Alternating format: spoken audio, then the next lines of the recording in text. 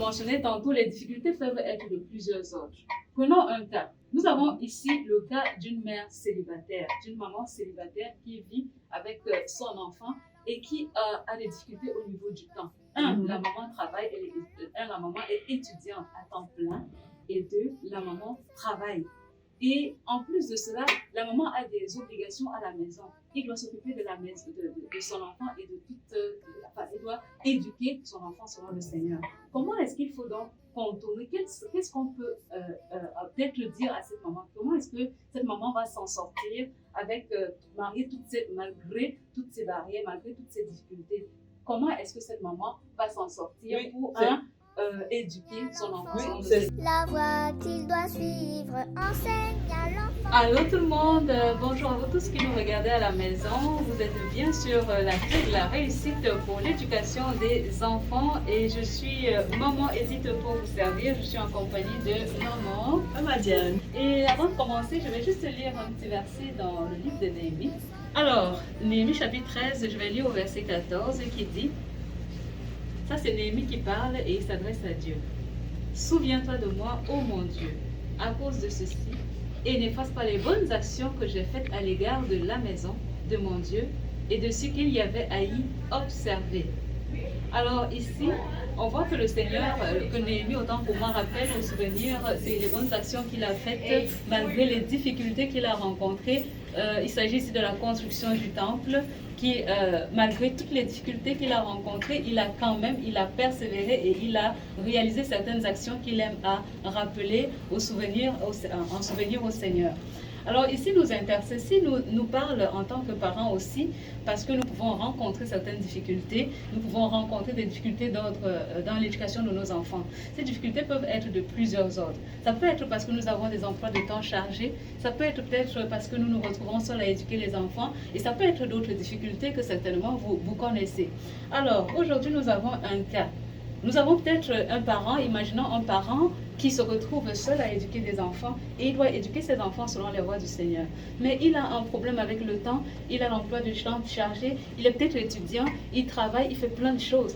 Mais au-delà de tout ça, il doit éduquer son enfant selon le Seigneur. Alors, mais quelles sont les barrières que nous pouvons poser justement pour empêcher à cet enfant d'aller n'importe où? Donc, c'est à ce niveau que nous pouvons contrôler la compagnie parce qu'on est toujours dans la compagnie de nos enfants. Comment est-ce que nous pouvons continuer à contrôler cette compagnie? C'est en continuant à mettre les barrières. Et ces barrières peuvent être limitatives. Nous pouvons limiter ce que l'enfant regarde. Nous pouvons par exemple décider que, ok, choisir peut-être des vidéos, parce que c'est sur YouTube, nous pouvons peut-être mettre je ne sais pas comment on appelle ça, peut-être filtrer, je ne sais pas si c'est ce qu'on dit, c'est le bon mot, filtrer les vidéos qu'il regarde et choisir ce qu'il peut regarder, ce qu'il ne peut pas regarder, c'est toujours mettre des limitations. Et aussi, nous pouvons aller plus loin. Parce qu'il s'agit de discipliner nos enfants. Nous pouvons aller plus loin en décidant que, ok, quand nous ne sommes pas là, nous les leçons, nous coupons carrément Internet parce que nous ne sommes pas capables de tout limiter par aller sur Facebook et aller n'importe où ailleurs et faire et regarder ce qu'il veut. Alors, nous pouvons peut-être contrôler, pas laisser l'enfant là comme ça parce qu'il n'est pas en prison non plus. On peut décider de ce qu'il va regarder, peut-être dans une clé. Que nous avons mettre des choses, peut-être des films que nous avons sélectionnés à l'avance, qu'il pourra regarder. Et là, ça garde toujours un certain contrôle. Voilà, c'est ce qu'on aura à rendre compte pour la manière dont on a pris soin des enfants que Dieu nous a donnés. Nous aurons forcément à rendre compte. Et Néhémie, lui, il devait avoir, en tant que gouverneur, il devait rendre compte de la manière dont il a géré le peuple de Dieu. Et voilà, il peut citer à Dieu, voici, j'ai fait ci, j'ai fait ça. Seigneur, souviens-toi de cela dans ta miséricorde. Alors, si je suis dans une situation comme ça, je ne vais pas abandonner l'enfant et dire que, voilà, je ne peux plus. Dieu lui-même voit comment c'est fini, c'est mauvais pour moi et tout. Alors, je prends mes mesures de précaution, comme la sœur vient de l'expliquer. Et je sais que bon, je vais dire, Seigneur, quand je suis quittée de la maison, voici ce que j'ai mis comme précaution. Je suis partie, j'ai mis ci sur Internet, j'ai demandé à l'enfant de ne pas faire ceci. Et il y a même les leçons bibliques où on a montré les bons choix, les mauvaises compagnies et tout, qui peuvent aussi être la télévision. Voici ce que j'ai donné à l'enfant. Et ce qui est sûr, Dieu va s'occuper du reste. La Bible dit qu'il change les cœurs. Et certainement, il pourra changer le cœur de notre enfant pour qu'il prenne la bonne décision, pour qu'il, même quand il est tenté, qu'il se rappelle que voici ce que maman a dit. Et ce que maman a dit, ça ne vient pas d'elle, mais c'est le commandement de Dieu. Alors, ma sœur, tu es encouragée à appliquer ces mesures que nous t'avons données.